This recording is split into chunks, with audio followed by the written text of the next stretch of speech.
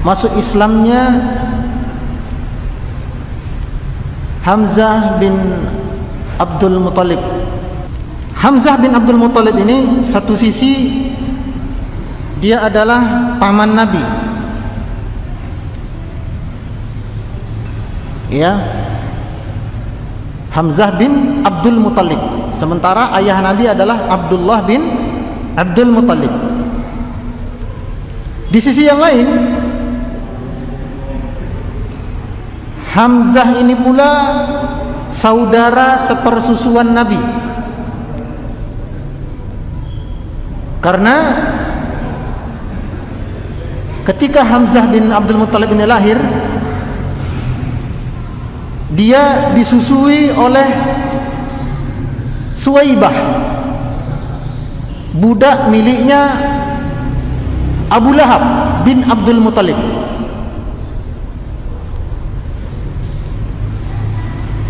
Nabi pun ketika lahir, ya, Nabi pun ketika lahir, maka ibu susunya yang kedua setelah ibu kandungnya adalah Suwaibah, budak dari Abu Lahab bin Abdul Muthalib. Dan ini sebenarnya nggak asing, ya, di negeri kita pun, terutama di Pulau Jawa, wabil khusus Jogja Jateng, tidak jarang keponakan usianya sama dengan paman. Karena anak yang paling tua, kakak yang paling tua punya anak, sementara dia punya adik yang paling kecil juga baru lahir dari ibunya. Jadi paman sama keponakan sama usia. Bahkan beberapa kasus keponakan lebih tua daripada paman. Ini yang terjadi dengan Rasulullah SAW dan Hamzah. Usia mereka sepantaran.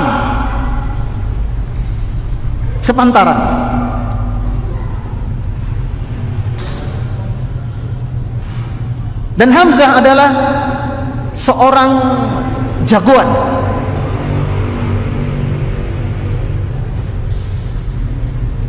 Ya, lelaki yang paling disegani.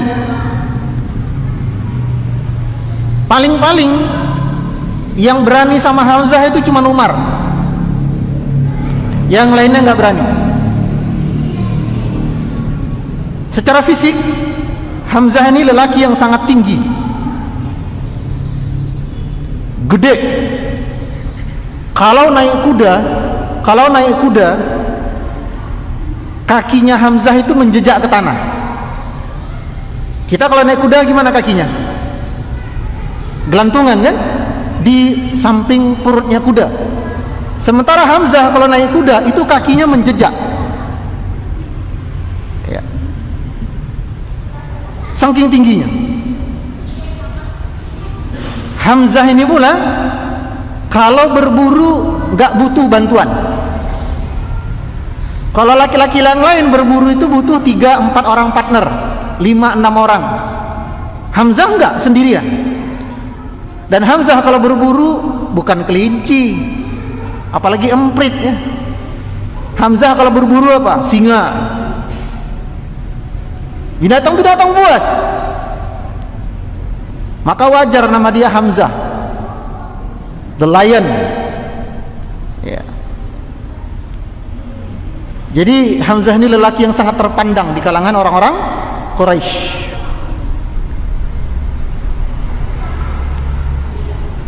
Apa yang melatar belakangi Hamzah ini masuk Islam?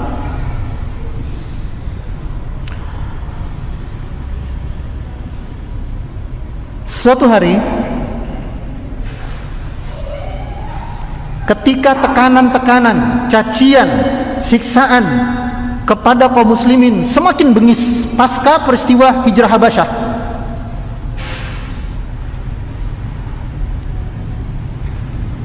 maka Abu Jahal laknatullah alaih, dia melihat Rasulullah sallallahu alaihi wasallam masuk ke Masjidil Haram, mengerjakan tawaf, kemudian salat. ketika Nabi beribadah itu, Abu Jahal mencaci maki beliau dengan cacian yang tidak pantas dan tidak layak disematkan kepada beliau. Cacian yang belum pernah diucapkan oleh orang-orang kafir Quraisy kecuali Abu Jahal pada hari itu.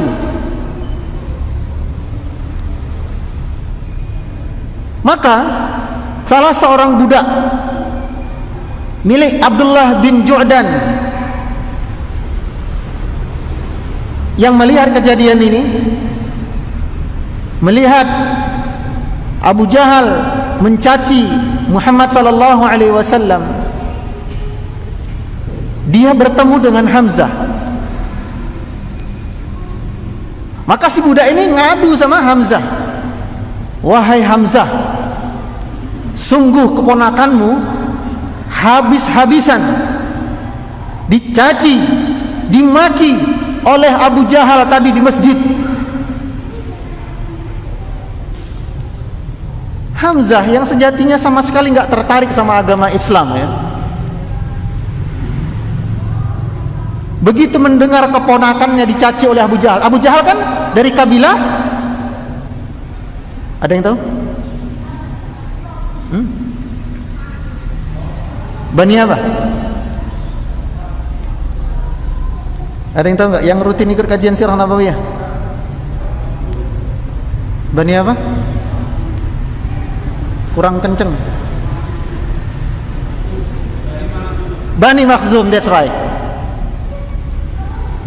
Sementara Hamzah Rasulullah Bani apa? Bani Hashim. Yang mana dua suku ini selalu berlomba ibarat tali kekang kuda. Kalau Bani Hashim ngasih minum jamaah haji, Bani Makhzum juga ngasih minum. Kalau Bani Hashim ngasih makan tuh orang haji, Bani Makhzum juga ngasih. Jadi berlomba terus, bersaing.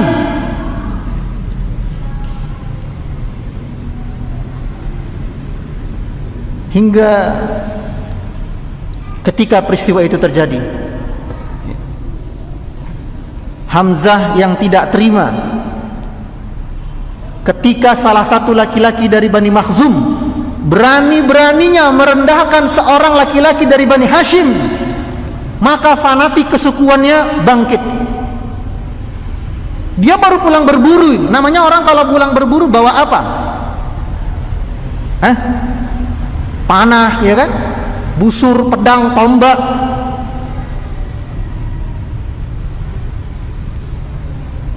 Maka dia nggak biasanya Hamzah itu habis berburu, ya, masuk ke masjid, tawaf, Masjidil Haram, tawaf dulu, baru pulang.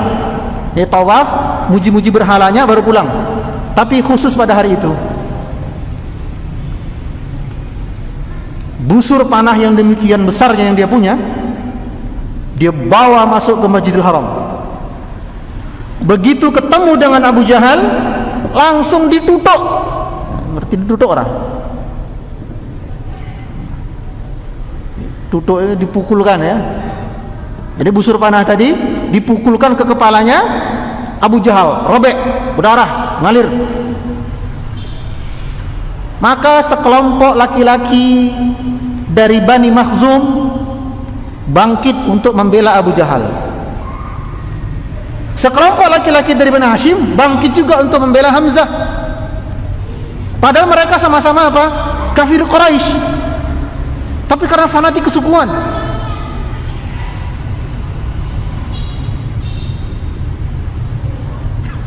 maka Abu Jahal berkata kepada rekan-rekannya, udah, jangan bikin ribut, ya, daripada perang nanti kita. Lalu Hamzah berkata kepada Abu Jahal, tapi kata-katanya kasar ya, nanti saya ucapkan, ini live soalnya. Intinya Hamzah balik mencaci Abu Jahal, lalu berkata, berani-beraninya engkau mencaci keponakanku, sementara aku berada di atas agamanya. Ini ucapannya Hamzah. Jadi dia masuk Islam itu nggak sengaja. nggak sengaja. Hanya karena fanatik apa? Kesuguhan, hanya karena emosi. Berani-beraninya lu caci maki keponakan gue. Gue ini udah masuk agamanya dia. Ayo, caci lagi. Kalau gue tak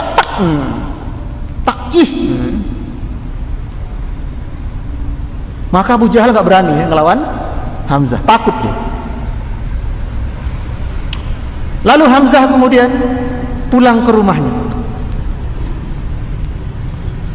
Sampai di rumah baru dia sadar, loh, tadi aku ngucapin apa ya? Kalau nggak salah, tadi tak omong aku sudah berada di atas agamanya si Muhammad. Waduh, gimana ini? Jadi dia masuk Islamnya gara-gara emosi sesaat. Jadi ini emosi yang baik ya. Meskipun hukum asalnya emosi itu tidak baik. Hukum asalnya begitu. Rasulullah SAW bersabda, la taghdab. Faraddada miraran, la taghdab. Ketika ada seorang bertanya kepada Nabi, wahai Rasulullah, berikan wasiat kepadaku. Nabi berkata kepada orang ini, la taghdab. Jangan mudah marah. Jangan bersumbu pendek. Jangan gampang terpancing emosi. Faraddada miraran. Lalu Rasulullah mengulang-ulang kembali nasihatnya kepada orang ini. La taghdab, la taghdab. Ya, karena hukum asalnya marah itu tak baik. Tidaklah kelembutan diletakkan di suatu tempat, dia akan menyuburkan. Dan tidaklah amarah diletakkan di suatu tempat, melainkan akan menghancurkan. Terutama di bulan Ramadan. Ya, terutama di bulan Ramadan. Maka kalau ada orang-orang yang mancing-mancing emosi, ya, yang ngajak gelut, maka kita berkata apa? Inni shaim. Inni shaim. Saya sedang puasa.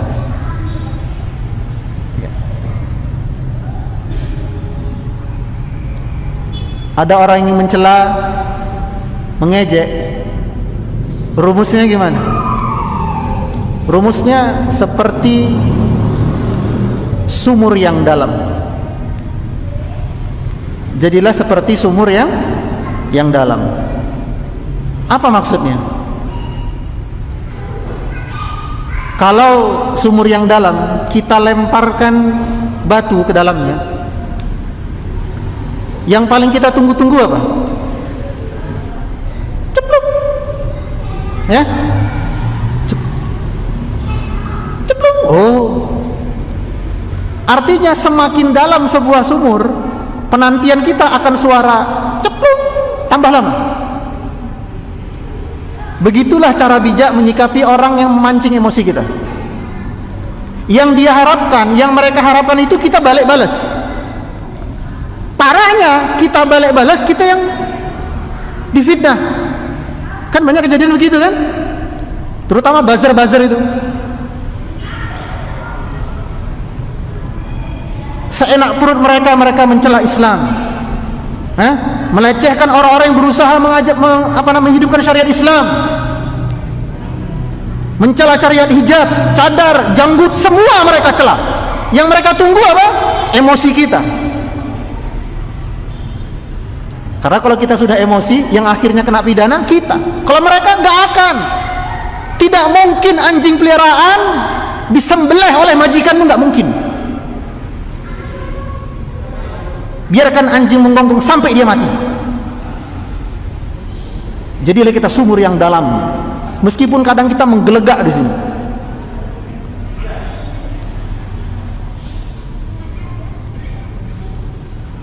Jadi Hamzah masuk Islam karena emosi sesaat.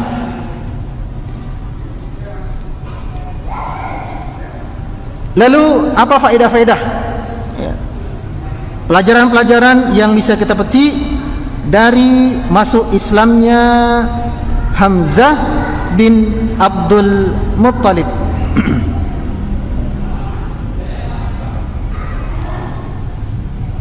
Faedah yang pertama,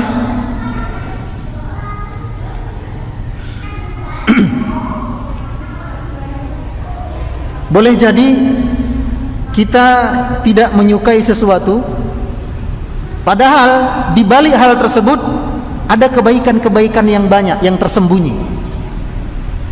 Sebagaimana Nabi SAW, ya kan? Beliau dicela habis-habisan oleh Abu Jahal, dan itu tidak enak, tidak nyaman.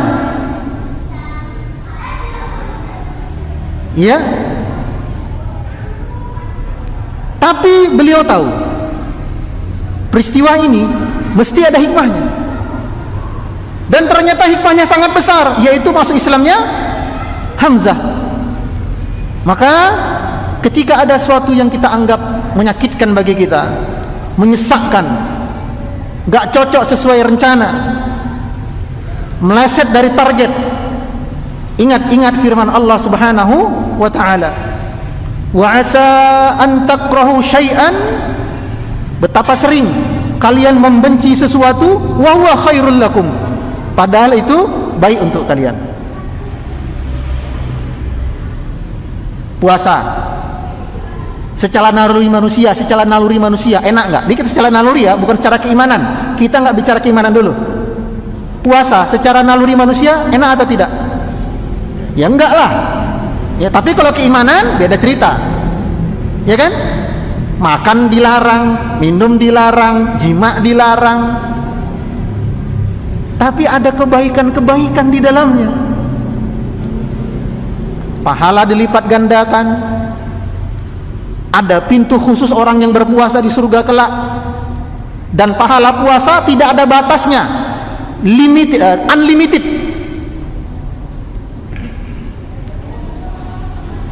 Dan hampir seluruh syariat ini yang isinya perintah dan larangan, kalau kita tanyakan naluri kita, nggak enak.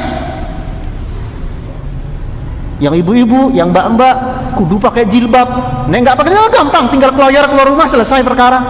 Tapi perintahkan syariat apa? Pakai hijab.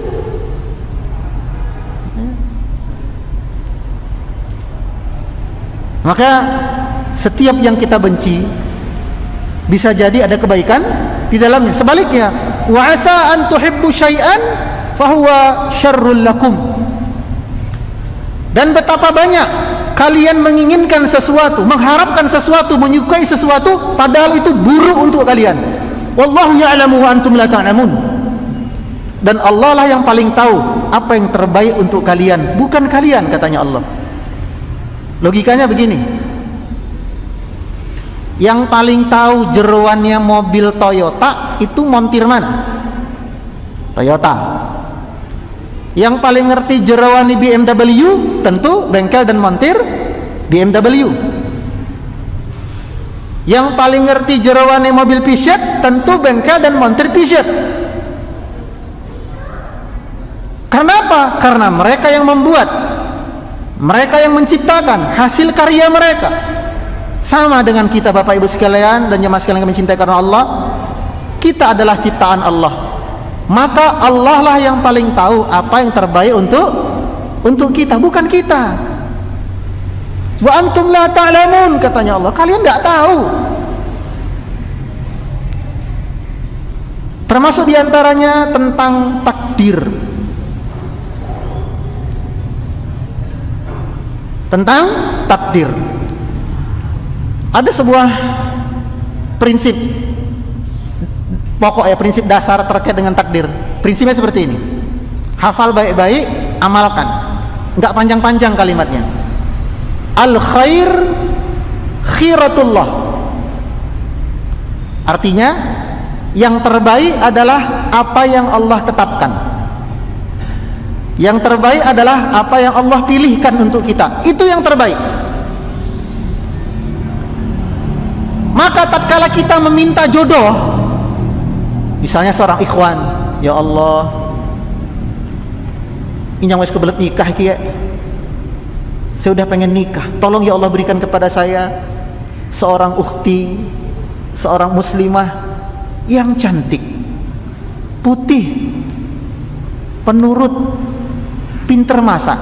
Tiba-tiba tetangga ngasih rice cooker, ya itulah dia. Putih, pinter masak ya. Lalu Allah kirim kepada Anda, ternyata Allah takdirkan Anda punya istri yang nggak putih, nggak bisa masak kecuali masak air. Bisa jadi itu yang terbaik untuk Anda. Kenapa?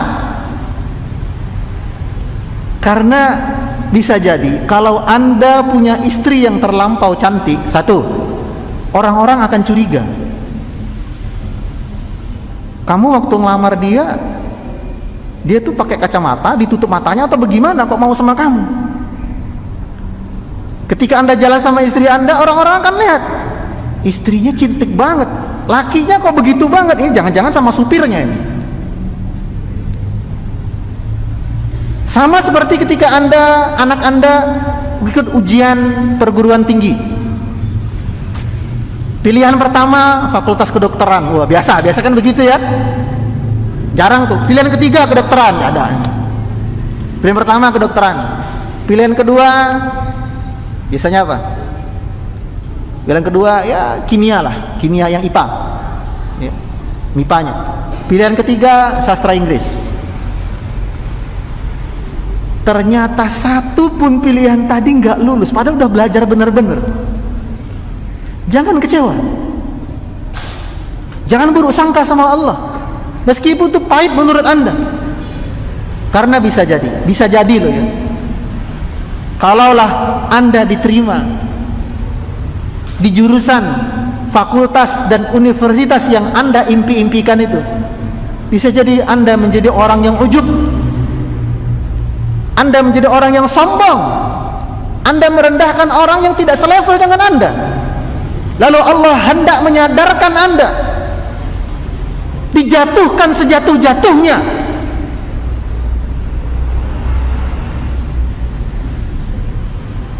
Belum lagi kalau ternyata Anda akhirnya masuk di jurusan atau fakultas universitas yang bukan impian Anda, tapi ternyata di tempat tersebut ternyata Anda bertemu dengan teman-teman yang soleh, teman-teman yang solehah, yang mungkin tidak akan Anda temui di jurusan-jurusan yang Anda kejar tadi.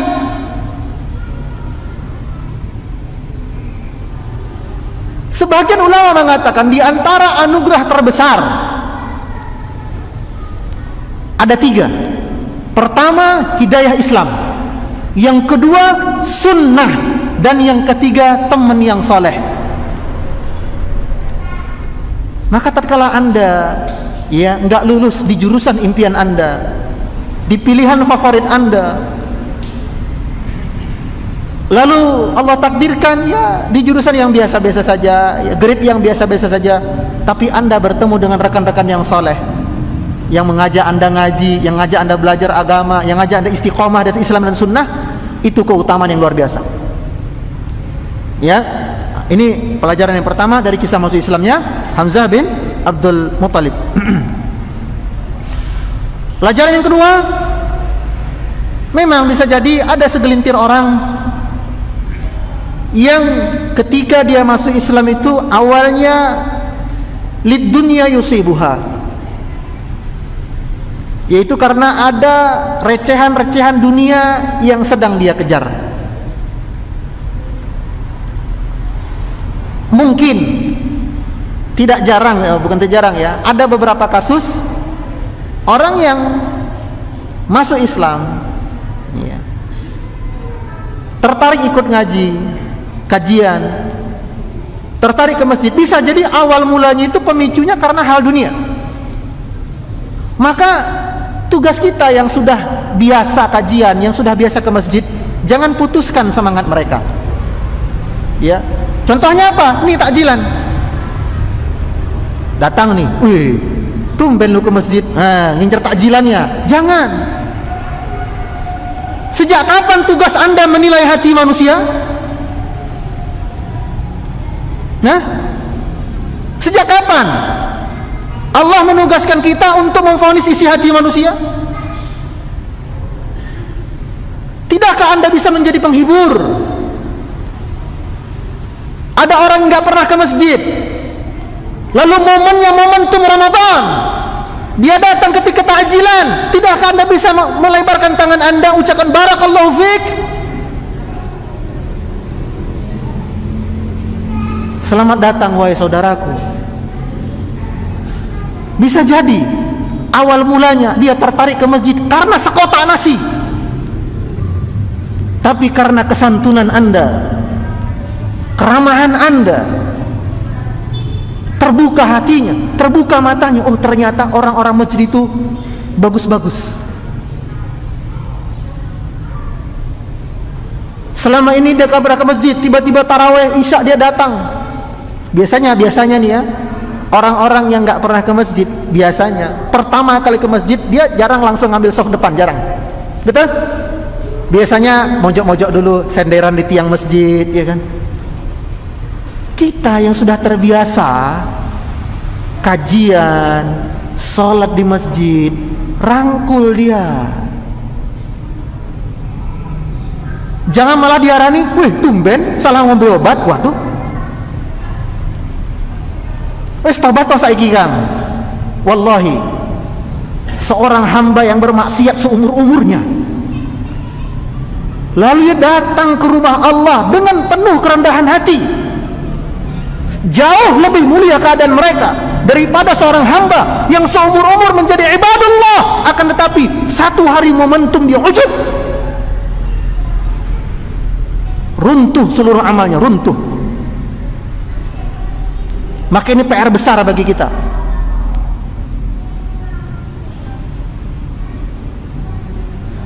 Dakwah itu mengajak, bukan mengejek. Rangkul. Saya juga ngisi di lapas. Tahu isinya lapas kan? Ya. Saya semangati mereka. Ya, belum tertutup pintu taubat. Ada kesempatan untuk berubah. Disemangati. Sudah cukup dia divonis oleh ketukan hakim ketika pengadilan. Demikian pula kita. Jadikan momentum Ramadan ini kita mengajak orang, bukan mengejek orang.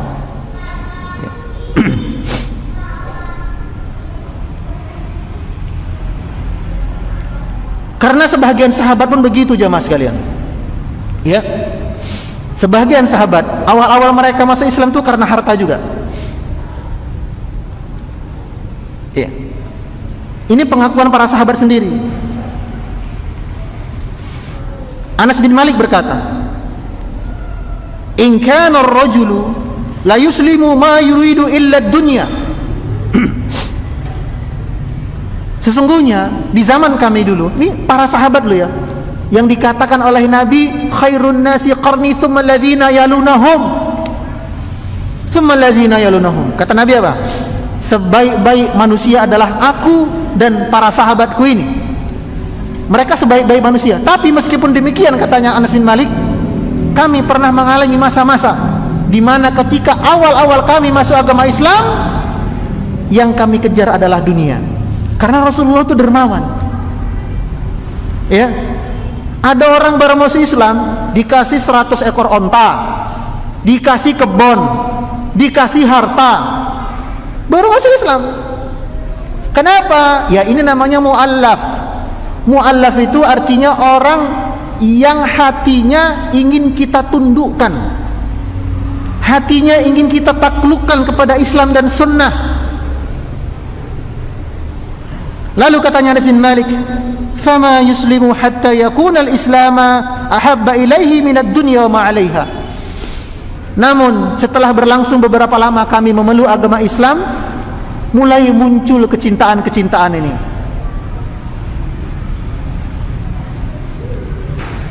Hingga Islam itu lebih kami cintai daripada dunia dan seisinya. Adi bin Hatim ketika dia pertama kali masuk Islam, tahu apa yang dikasih Nabi? Kambing sak syi'ib. Syi'ib itu lembah. Jadi bukan 1 ekor, bukan 2 ekor, 1 lembah kambing. Berapa itu coba? Jadi ibaratnya peternakan kambing itu dikasih semua, nyoh. Adi bin Hatim heran, ya Rasulullah, untuk saya semua? Iya, masih kurang. Ambil, enggak, udah cukup. Adi waktu itu berkata, ini setelah dia masuk Islam lama-lama ya, dia berkata, demi Allah, yang membuat aku tertarik masuk Islam waktu itu apa? Harta. Karena Nabi orang yang sangat dermawan. Aku mendapatkan satu lembah kambing dan aku waktu itu otomatis jadi orang paling kaya di kampung. Tadinya enggak. Begitu masuk Islam jadi orang kaya. Ini tugas kita juga Bapak Ibu kalian. Apa itu? Menjaga akidah saudara-saudara kita seiman. Orang-orang kafir, musuh-musuh Islam, itu menyodori berbagai hal dunia kepada saudara-saudara kita yang qadarullah miskin. Anaknya dikasih beasiswa sekolah, dikasih pipa pengairan, dibuatkan sumur, rumahnya dibikin semi permanen. Untuk apa? Agar orang ini mau murtad. Maka tugas kita, saudara-saudara kita yang ada di pucuk-pucuk gunung, yang ada di pelosok-pelosok pedesaan, ya, kita yang ada link menuju sana. Kalau nggak bisa datang ke sana sendiri, titipkan ke masjid yang ada program tebar bantuan. Ya, siapa tahu seperak 2 perak, sekilo beras yang kita infakkan ternyata itu menjadi asbab orang yang tadinya berniat murtad nggak jadi murtad. Bukankah ini investasi yang terbaik? Rasulullah sallallahu alaihi wasallam bersabda, "Man dalla ala khair falahu ajruha wa ajru man amila biha bima lam yanqus min ujurihim syai'un." Barang siapa yang menjadi pioner kebaikan, menunjukkan jalan kebaikan untuk orang lain, maka 1, dia dapat pahala atas usahanya tersebut. 2, dia masih mendapatkan pahala yang kedua, sejumlah pahala orang yang dia tunjukkan itu. Orang yang dia tolong, orang yang dia bantu dapat pahala, dia pun dapat pahala. Pahalanya double, tanpa mengurangi pahala orang yang barusan dia tunjukin tersebut. Maka tatkala kita tidak bisa membantu rekan-rekan kita dengan ilmu, karena kalau dengan ilmu kan ya harus da'i ya, kita bantu saudara kita untuk mempertahankan keimanan dengan apa? Harta. Ilmu nggak punya, harta nggak punya, coba dengan usaha yang lain. Dengan cara apa? Mungkin Anda jago desain, mungkin Anda bisa nyetir mobil, mungkin Anda punya channel, link, kenalan-kenalan orang yang biasa bersedekah besar.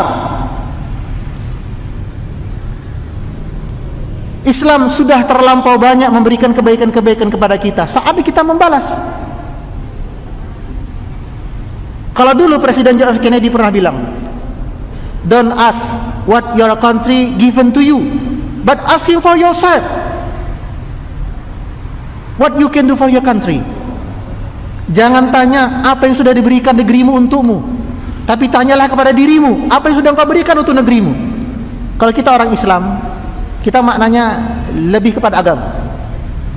Jangan tanya apa yang sudah Islam berikan untuk kita, tapi tanyalah kepada diri kita, apa yang sudah kita berikan untuk agama Islam.